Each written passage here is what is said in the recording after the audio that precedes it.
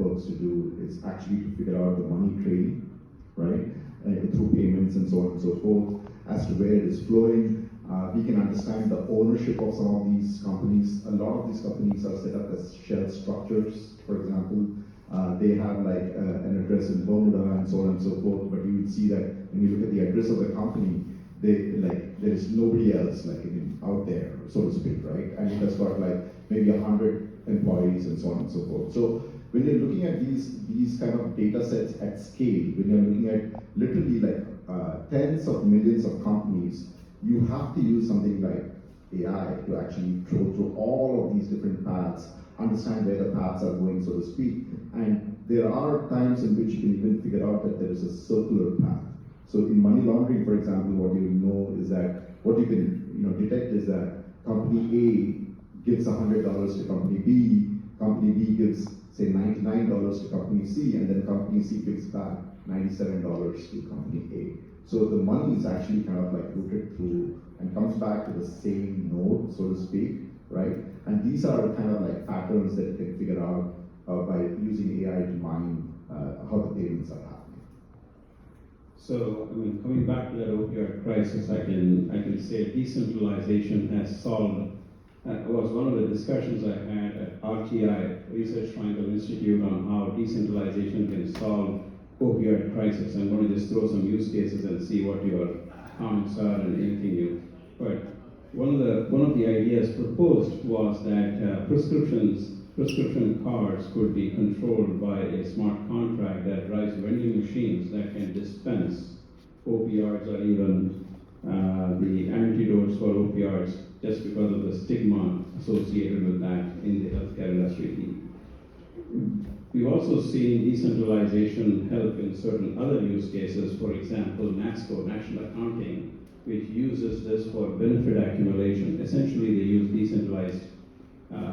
decentralization to accumulate, benefits are accumulated for each of the patients, and then it determines what to pay out, and this way they reduce cost of claims, which is the biggest issue in the insurance market.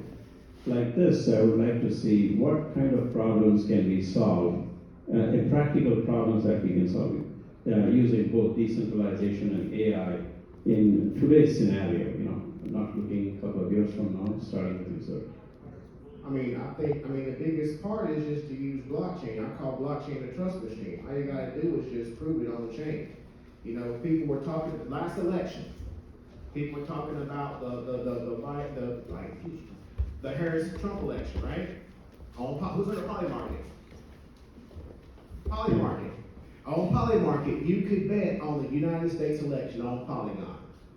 I know people that made millions of dollars betting on Trump. Anyway, made millions of dollars betting on Trump.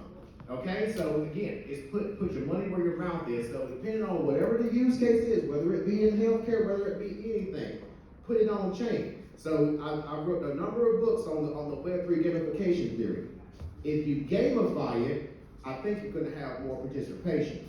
Now, if you're all in Web3, you understand we've seen every trick in the book. So you can take all these negative things that's happened to people. Most of our platform, some of that stuff is how FTX failed. The things where FTX failed, that's where we integrated it in. So you can take use cases for anything we've done, things that have failed in the past, fix it with blockchain and prove it. Right. So that's an excellent point. So one of the things that we have observed, and Rakesh, you've seen that too, many initial blockchain projects failed. It's very well known. There are many well-known projects that have failed. And they failed because there was limited adoption, the business case was not right, and therefore blockchain in the initial days was not seen as valuable. But today there is maturity, people understand how to apply blockchains, right? One of the uses of blockchain was Trust Your Supplier, which actually came during the COVID crisis to do rapid supplier connect between e-commerce systems and trusted supply chains.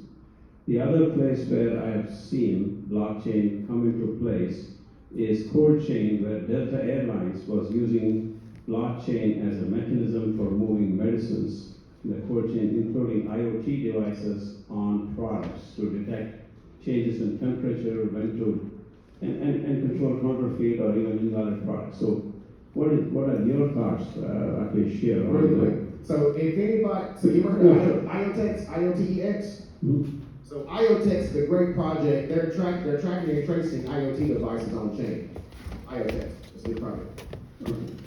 Yes, there are so many applications to this, right? I mean, I think it's fascinating when we have been talking about data the whole day, but when data actually intersects with real tangible items, right?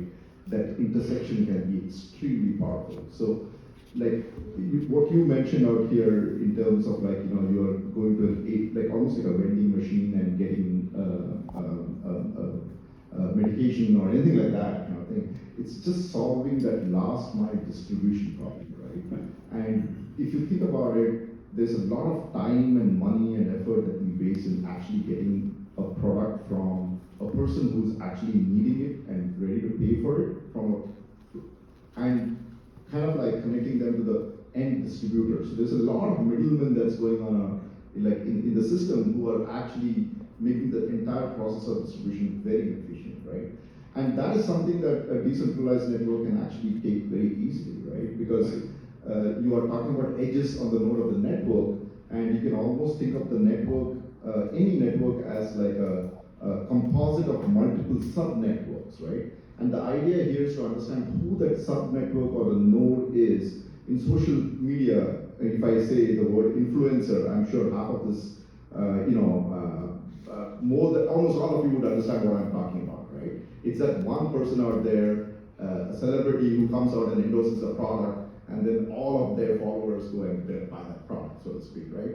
In this case, in healthcare, you could almost think of that influencer node as maybe your doctor or your provider or somebody like that, right?